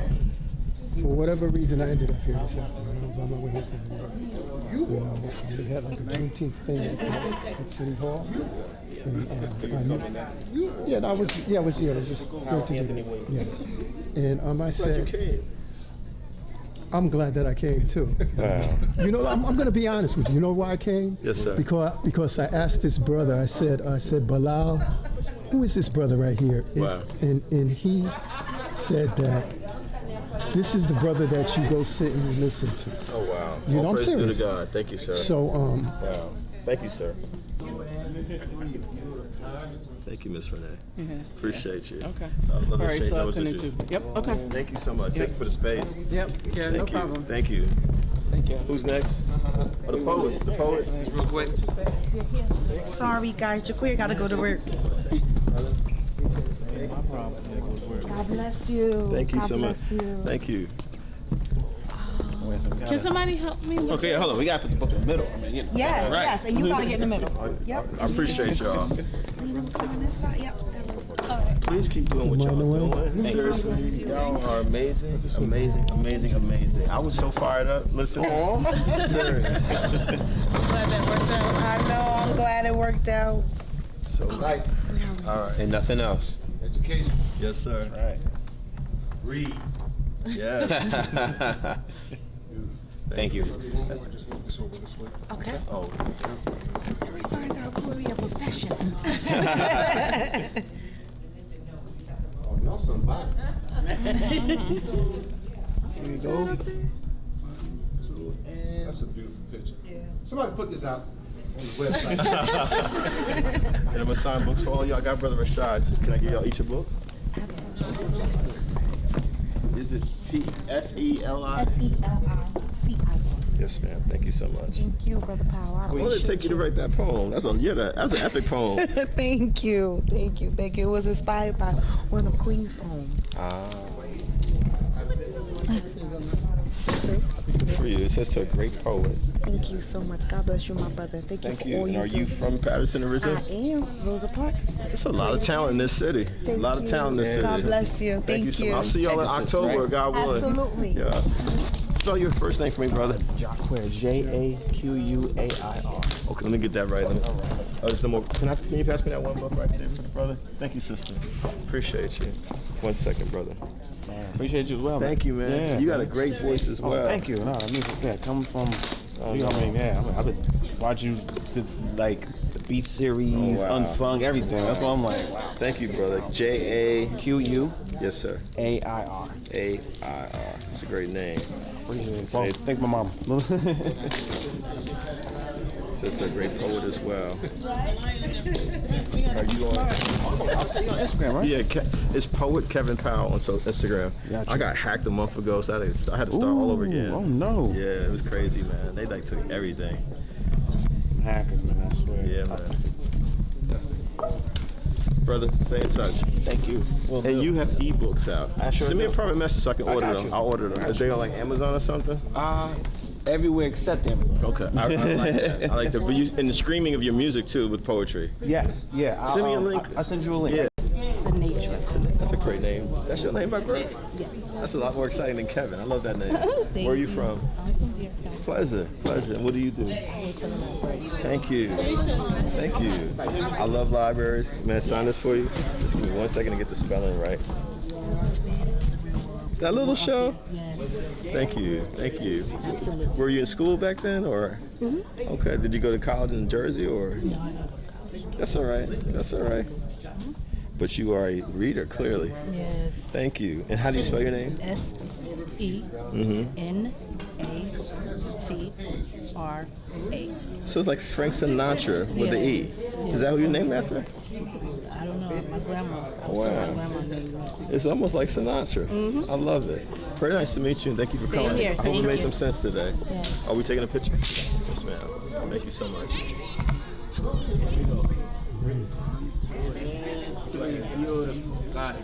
Thank you so much. You wanted to get a picture? Got it. Thank you, Shanae. Steve. Is it with PH or a V? V. Nice to meet you, brother. You went to Kennedy. You were in the Kennedy. Pleasure to meet you, brother. What do you do here? Work with Patterson Library for 18 years. Wow. Wow. Thank you for your work, sir. And thank you for being out here tonight. Thank you. Thank you. You want to take a photo as well? Real. 1, 2, and 3. Beautiful. Thank you, Mr. Steven. Good luck to you, sir. Thank you for being here. Appreciate you. I love the outfit. Thank you. What's your name? Sheila Blythe. Where are you from? Jamaica originally. What parish? Kingston. Kingston. Yeah. Much respect to you. Much respect to you. How long have you been in the States? About about 40 years. Oh, I'm is this- 82 now, so you know. But you're only 27. I'm 27, yeah. Wow. Do you go back home often? Not that often, but regular. Every 2 Okay. years we go back. What do you like to fly now? Because do you fly JetBlue or other airlines? No, I fly JetBlue. Yeah, I love JetBlue. I am, and my wife and I are in love with Jamaica. Absolutely. He said, how do you spell it? Sheila. And he said, Miss Sheila Blight. Blythe. Thank you so much. It was a pleasure. I Oh, love this. Thank you so much. Very. It's a pleasure being here with It's a you. pleasure. Thank you. You want to take a photo? This one, okay. So is there carnival in Patterson, like in Brooklyn? Is there carnival? One more. Yeah. Thank you. Thank you, Miss Blight. Nice to meet you. How are you? I'm Kevin. What's your name? Iman. That's a good name. Thank you. I-M-A-N? Yep. And what do you do? I work in insurance. I just live here. What company? I work for insurance broker USI. Okay, cool. Yeah. I'm a State Farm guy. Oh, really? Yeah, I'm on the farmers insurance that have stuff too. Oh, okay. So you're on a property. Okay. Is it national or is it state? Is it state? Oh, yeah, it's national. Okay, I thought so. And you're from here? Yep, from Patterson. What high school did you go to? Oh, I went to Rosa Parks, so we didn't have sports. So there's a school called Rosa Parks here? High school. It's like Fine and performing arts. That's a performing arts high school. Yeah. That's dope. What did you do? I played the clarinet. Do you still play? Not anymore, but I did play all through college. I majored in music. Where'd you go to school? William Patterson. William Patterson. Yeah. Did you you read music? You read music too? Mhm. That's a great gift to have. You should keep playing. You should. Did it bring you peace? It did bring me peace. I enjoyed it. I'm gonna say to the musician. Oh, thank you. So when we did the album, man, I worked with jazz musicians, classical musicians, reggae musicians, old school soul musicians. We kind of brought everything together. Yeah, it was an exciting. It's on all streaming platforms. Grocery Shopping with My Mother is the name of it. I'll find it. Keep playing. I'm Please. gonna get into the picture. Absolutely. Can you use my camera? Sure. So Rosa Parks is a performing arts high school here. And then there's Cicely Tyson in East Orange. Yeah. East Orange. Wow, that's dope.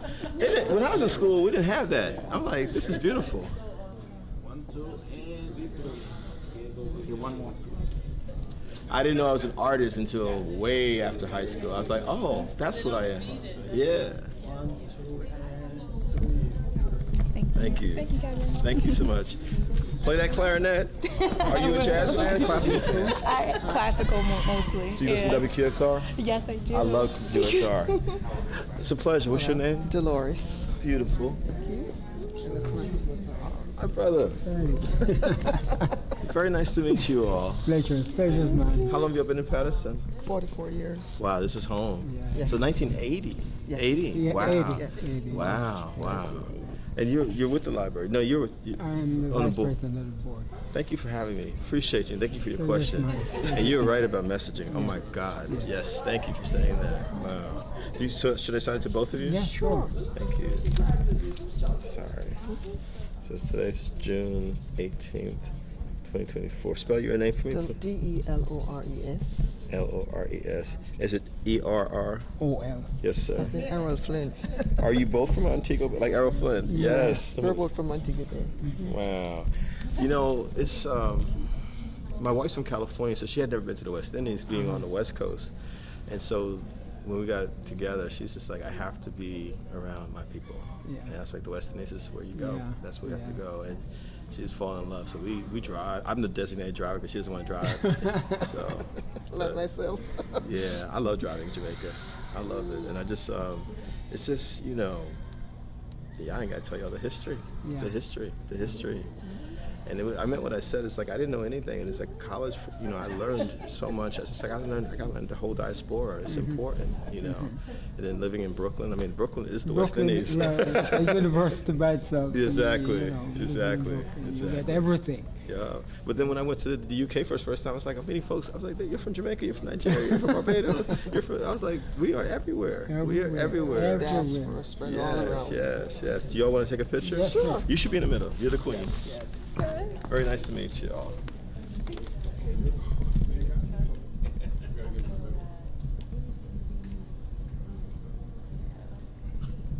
Move over. Come on. Oh, the sign. Step and repeat.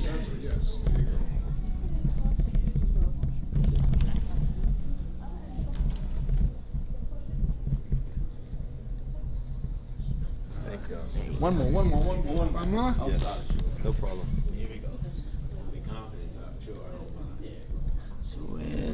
23. We'll need you. We miss, we think about Scotch. Nice to meet you. I'm Kevin. Zakia. Zakia, pleasure to meet you. What do you do? Retired teachers. Thank you. How many years? Retired. I retired in 2014. Wow. Very nice to meet you. Where did you teach? Rutgers. You went to Rutgers? Yeah, went to Rutgers North. Okay. Transferred to Rutgers in New Brunswick. You did both campuses. Well, 2 to 3 campuses. I loved it. So you lived in the dorms then? Yes. Wow. Livingston. I lived in the towers on Livingston. Yeah, okay. Now I live in the quads. Yeah, I know. Yeah. Quads was love. Quads was no joke. Remember the drums? Mm-hmm. Remember? Yeah. Wow. Yeah, they shut it down because of the drums. It was like, yeah, remember? That's right. They shut it down. Did you go to parties at Tillett Hall? Great Tillett Hall. Wow. How do you? Is it Z? Z-A-K-A. K. Z-A-K. Zakia. I-Y-A. Ah, thank you so much, Mr. Zakia. Taking pictures. Your husband? My husband. I met my husband. At Rutgers. Oh my gosh. He transferred from Morehouse. That was a blessing. It says to a great educator. That's my daughter. You just. The clarinet is upstairs in the case in the attic. Did she tell you that? Yeah, my wife went to performing arts high school. She played 2 instruments. I thought, you got to do it again. Yeah, I just think that we need joy in every way we can. We love doing it. Thank you so much. So you had one child, or you had more children? My son is Zoe Thomas. Oh, wow. Nice to meet y'all. Are we going to do a photo? I'm sorry. You want a photo? Thank you. Yes. Oh, I'm sorry. I wasn't even looking at your. Can you do that again? For Mom. I was looking at his camera. My bad. Thank you so much. Okay. One more. Go, Mom. Get in there.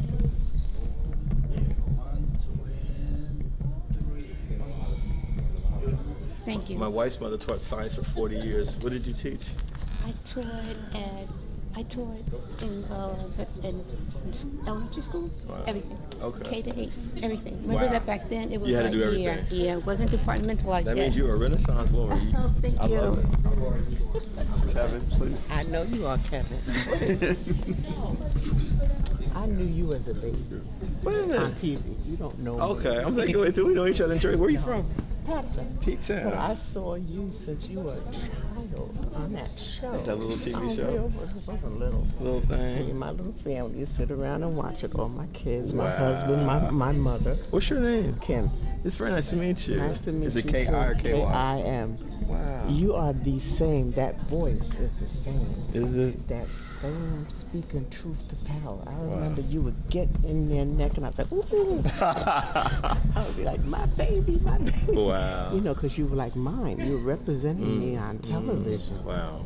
Thank you. So good to see you It's here good to and see still you. doing your thing. I'm trying to do the best I can. Yes, Thank you God. are. Thank I just got God. off the phone with my mother. She was like, you usually call me. I'm like, no, Mom, at the event. She said, oh, he's there. I said, Yes, ma'am. he is." Tell her I said hello. I will. You want to call her right now? I was going to have her on the phone. Let's do it. K-I-N. K-I-M. Call her back so she can speak to you. What's her, Miss what? What should I call her? Miss Millie. Miss Millie. Thank you so much. We're both nurses. I was going to ask you. Yeah. My nurses were in my family. Thank you for your service. Yes. Blessings to you. And she nursed at the jail. Wow.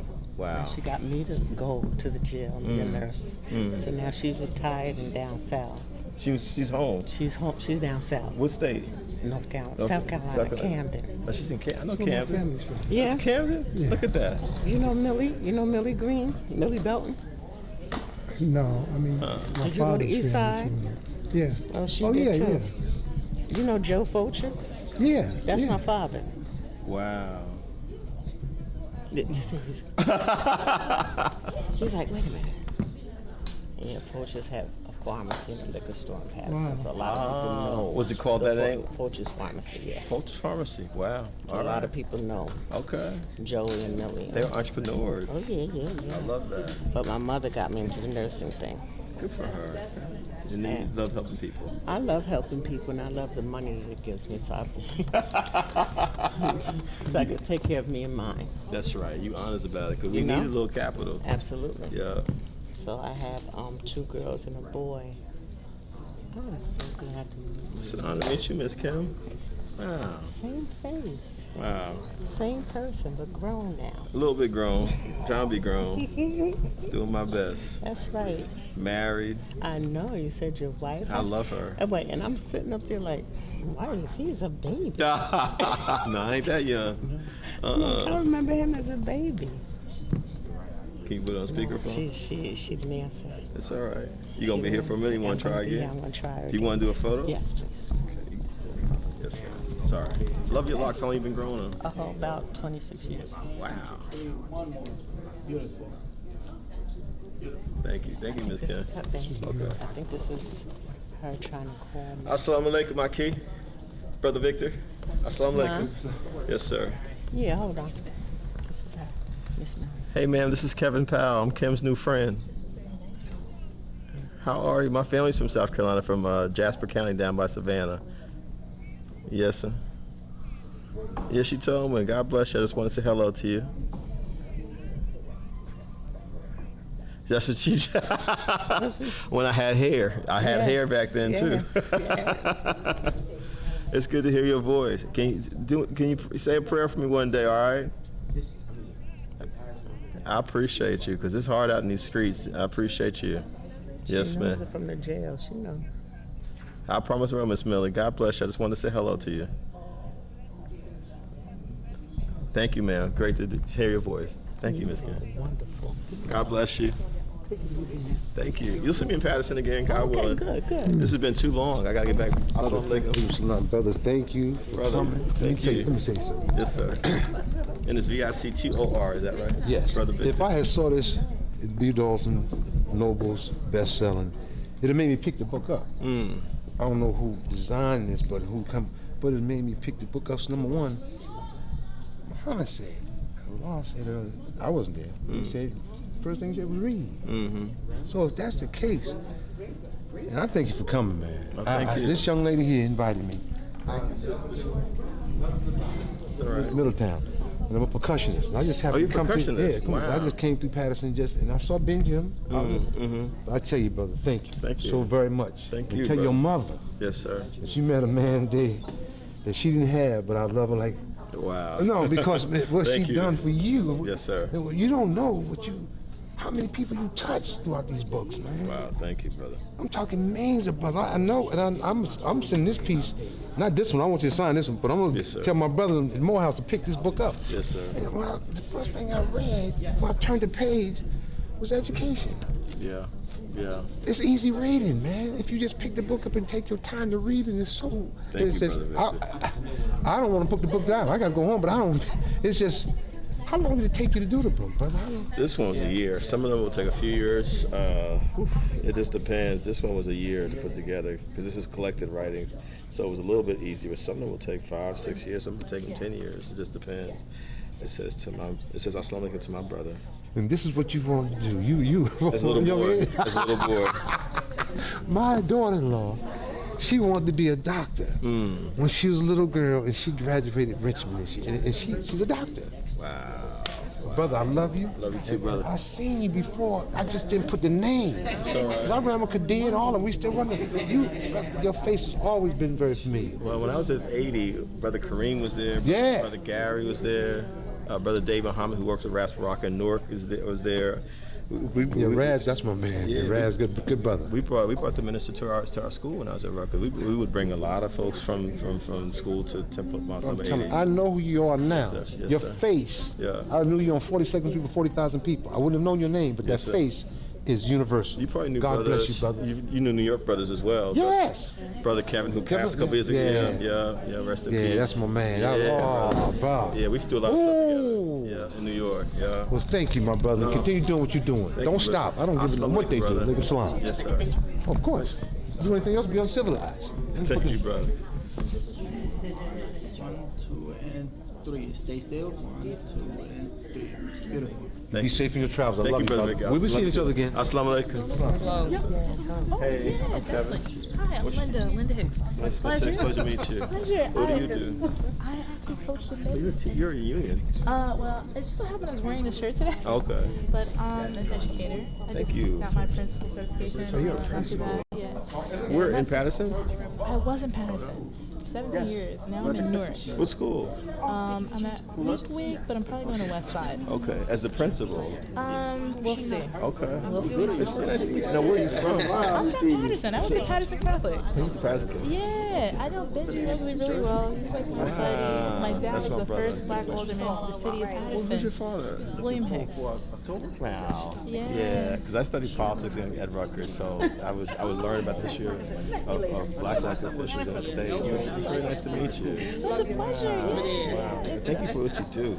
Thank you for coming here. And I was saying I wish I had more of my players here so they could come in. Oh, you coached here, you just said? Yeah, I coached the men's volleyball team here. I started it here. I love Yeah, I got some volleyball. 6-7 brothers on the team. Oh, really? Yeah, They bypass playing basketball? volleyball, not basketball. Wow. But I'm going to tell you, I was a basketball head growing up. So you played? And I found volleyball in high school. And I got a full scholarship for volleyball. Where'd you I go was to first school? in my class. Well, I got into Notre Dame, South Bend, Indiana. And then I decided, I was 15, I was a baby. You went there as a 15-year-old? Yeah. I got Wow. Yeah, so and I never told anybody my age because I didn't want them to like, you know, treat me different. And my brother was like not happy because my dad passed away. And I said, you know what? I want to come back home. And I want to play 2 sports, Muhlenberg and PA. So they'd give me the full scholarship. Wow. And take my brother. I love so I it. wound up graduating there. And This is 2 of you and him? Two of us younger and my Okay. older sisters. Yeah, Patty and Shakita. Wow. Yeah. You had a story. Yeah, but it's been beautiful. I share it with the kids and tell them they can do anything. I want to come to your school and speak when you settle in your next school. Yes, I and love it. we have a film coming out. Raps Rock is actually a film. It's a documentary about black manhood. We have 5 generations of black males in it, from teenagers to 90-something. And we've got a study and our resource guide has already been created by educators, and we're going to be taking it all around the country. So Really? yeah, the DOE in New York is already picking it up, so we're going to be bringing it to different places. So we should exchange numbers. Yeah, definitely. And what should I call you? Is it doctor? Is it miss? Call me Linda. L-I-N-D-A. L-A-N-D-A, yeah. Yes, ma'am. Forget, I don't know the degrees, you know. They're like temperatures. I got a bunch, but. I respect that, though. You earned those things. Yeah, definitely, but you know. Wow. You know, it's volleyball to me is one of the greatest workouts I've ever had. It's intense. I love it. Yeah. I love it more than basketball. People probably wouldn't know. Wow. But once I found it, that was it. That's incredible. That's incredible. And I play a lot when we go to Jamaica. My wife's like, Really? you need to go to volleyball court again. Oh, it's awesome. It is awesome. It says to a great educator and leader that you are. You know what? I appreciate it. And I'm going to set that up because there are hundreds of young people that would love to hear from you. Thank you. I go to schools all the time, so let's make it happen. This is my home state, so I will do I'll give it. you my direct cell. I can give you mine. You can just. Yeah. Is that an iPhone?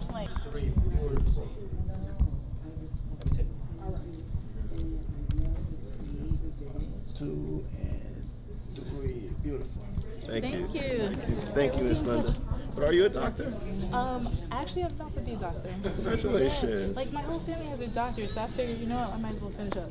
Let me tell you, so the film we have 70 black males in there. About 15 are doctors. I think it's important to highlight our people and our education. You know, I know I was mentored by Bell Hooks. She would never use Dr. Bell Hooks, but I'm like, Bell, you earned that. And she said to me this was a necessary tool in my toolbox. And I always remember that. Yeah. So you earned that. My mother never said it. I didn't know she was a doctor. Really? Until, yeah, my Wow. mother never said it. My sister's a doctor. Like a lot of people in my family. You earned it. You earned it. And I respect y'all. So I will be calling you Dr. Linda. I appreciate I want to you. come to your school next year. Let's do it for next academic we'll year. make it happen. Yes, ma'am. Irma Gora. I or E? I. R-M-A. Yeah. Thank you for your words. I really appreciate it. Yeah, Thank you so no, much. Kevin, I saw that picture. I said, I'm going. Thank you. I remember that conference. I remember not having any books. Yeah, People being mad. it was, yeah. He was saying, I don't have any books. People were going, you don't have any books? What's wrong with him? I thought I was just going in and out of the conference. I didn't know. I just. It was so powerful. Because what y'all do, there's so many kind of conferences I didn't know that existed. I was like, this is dope. Yeah, This it is was dope. great. It was wonderful. Really? Yeah. I didn't know until I came Yeah, to the your board. I did not know that there was. Wow. Like, what's that? Yeah, so I thank you for coming today. Thank and you. I thought, even when I was talking to Kevin that day, I said, oh, you gotta come to Patterson. And you said, I've done some stuff with Sharon Easton. That's right. Yeah, Wow. and I would say, okay, let me step back. That's what I said to my chick. We felt y'all. Yeah, we felt y'all. we felt it. It was just like, wow, I needed this today. Says to a beautiful sister and human being, sorry. Thank you. Thank you, Miss Thank Summer. You'll see you me so again. much. Of course. Thank you blessing. so much. Thank you. Do you want to take a picture too? Yeah, well. Are you from Patterson as well? Come inside. Are you? Okay, I'm looking. You were talking earlier, you mentioned the dynamic speaker. Yes, That's something I'm afraid of becoming. You're a dope speaker. Appreciate it. But my point is, for example, I've used two art forms, poetry and performance. Yes, sir. Performance means I know how to command a room, I know how to gather attention towards myself and what I'm saying. Yes, sir. I think a lot of people have that same skill set, but not necessarily anything that needs to be communicated or is helpful for the community that's listening to them. You, as someone that I see and perceive as an intellectual, someone with a message, something with something to contribute. How did you push yourself, or what got you so much attention? How do you gather attention? I think there are a lot of intellectuals out there, a lot of leaders in our community that don't have access to a stage, attention, space, or have people listening to them like we do. Wow. Thanks, brother, right? Well, can I just keep it 100 with y'all? Please. I'm actually not comfortable with a lot of attention. I'm not. My wife's an introvert. I'm very much an introvert.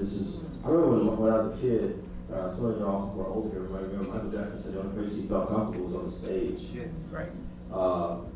I don't necessarily, I'm like a reluctant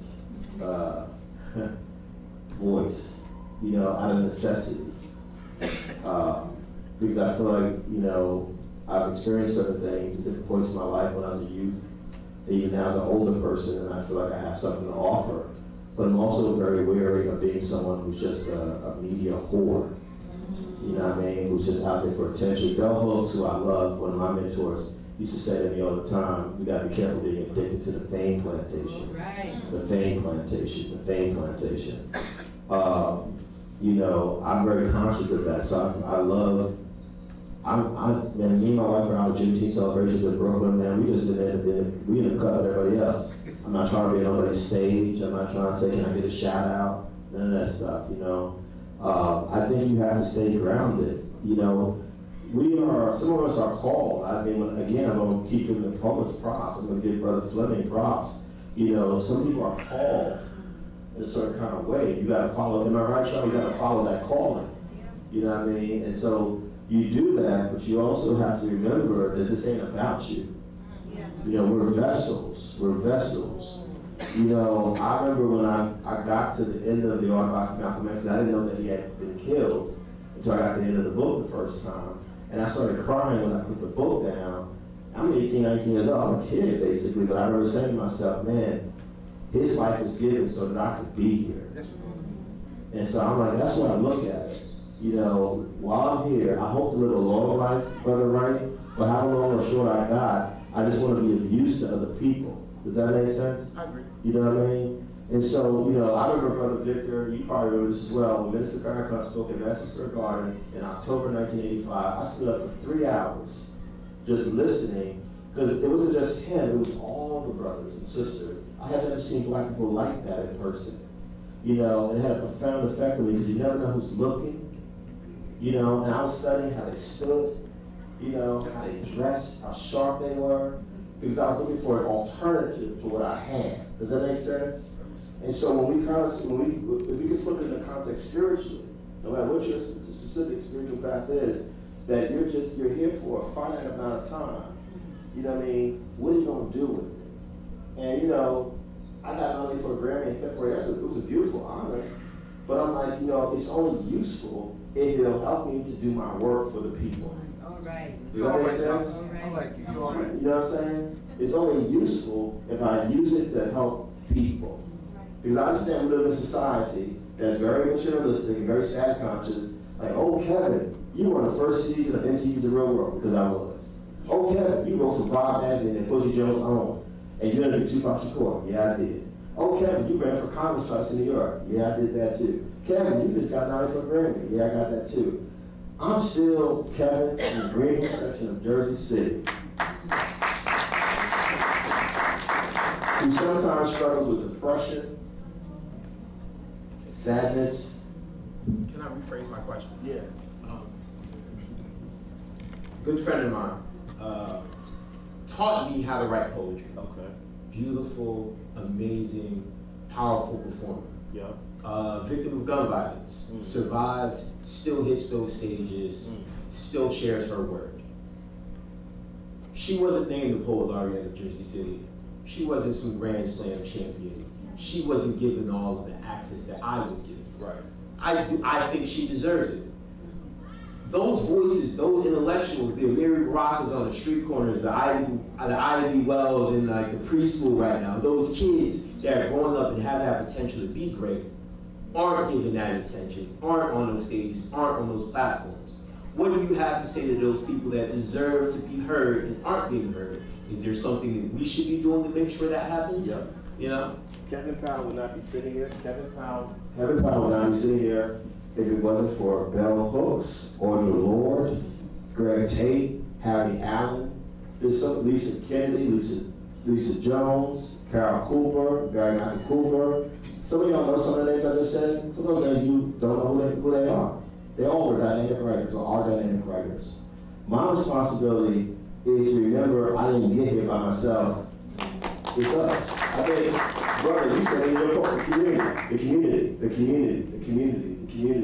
If someone says to me, Brother Kevin, how'd you get here? Well, Mosque number 80, Plainfield, New Jersey, and Reverend Skinner's Church in Newark, New Jersey, and Shirley Powell, my mama, in Jersey City, New Jersey. Does that make sense? I have to acknowledge people. And so, something Dr. King said, brother, this is going to answer your question. At the end of his life, he gave a speech about the Vietnam War. Y'all should check out the speech, A Time for Science. There's a Time for Science. He says that speech to me, a radical revolution of values. My value system is African.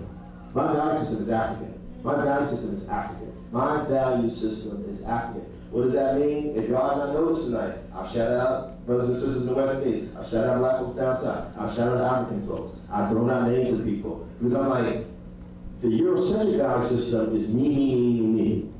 That ain't freedom. The African value system is us.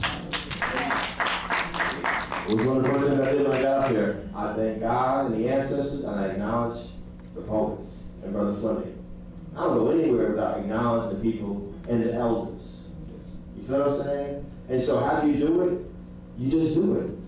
You know, Toni Morrison used to say famously, if you see something out there that hasn't happened, you just gotta go create it.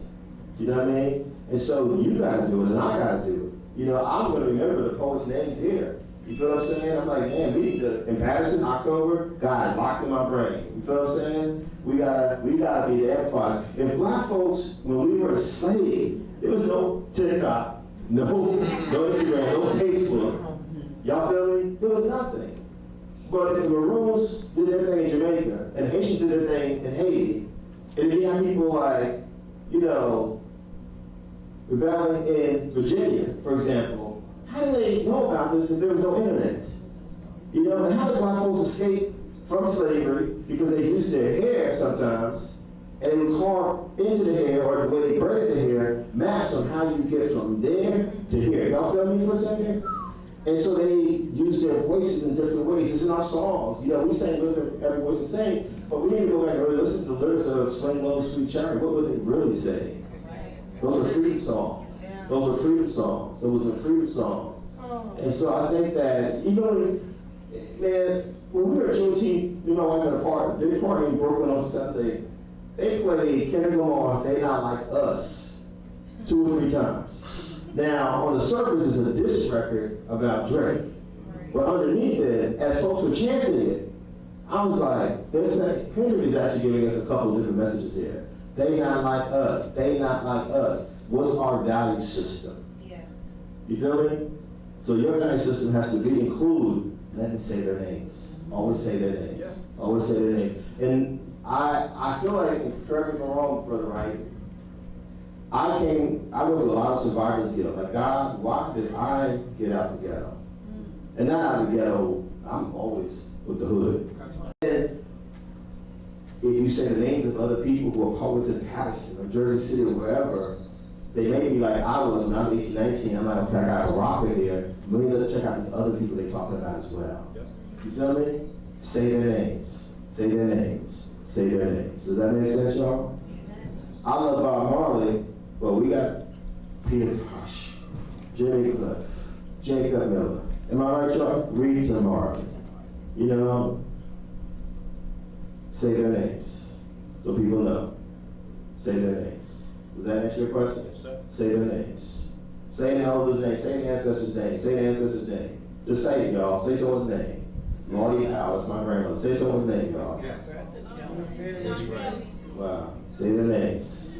That's your freedom right there. In their lives, in their curry chicken or their fried chicken, you know, in their ackee and codfish, you know what I mean? Or their sweet potatoes or yams is freedom. Am I right, y'all? Brother, the first time I had a bean pie, I was like, oh, I was rocking sweet potato pie, but I was rocking this bean pie too. That's my freedom right there. Say their names. I love y'all. I love y'all. I love y'all. I love y'all.